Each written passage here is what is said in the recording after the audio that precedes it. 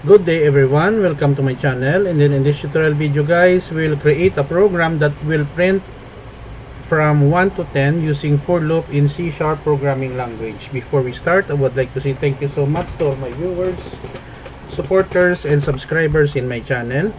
If you are new with my channel and then you like this video, please hit the like button. Don't forget to share and please support my channel guys by clicking the subscribe button. Before we continue, I would like to shout out Sir Ernel, Marshmallow, and Ma'am Robilin. If you want to be shout out in my channel, kindly put your name and shout out.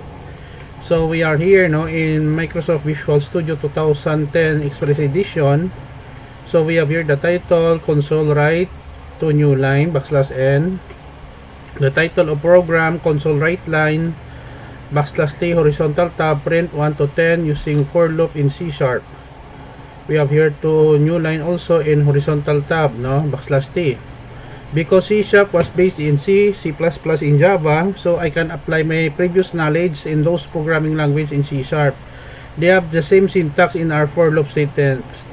So for int a equals 1, the starting point, conditional statement, a less than or equals to 10, increment, console write, curly bracket 0 comma a to display, and then end of program, which informs the user that the program has been ended, and then console read key to display the result.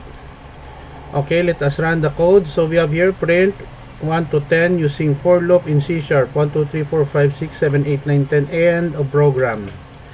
So this is the end of our tutorial video on how to print 1 to 10 using for loop statement in C# programming language. I will put a link in the video description where you can download the complete source code for free. Thank you so much guys for watching. If you like this video, please hit the like button. Don't forget to share and please support my channel guys by clicking the subscribe button. See you in the next video tutorial guys. This is your friend Jake saying bye bye for now.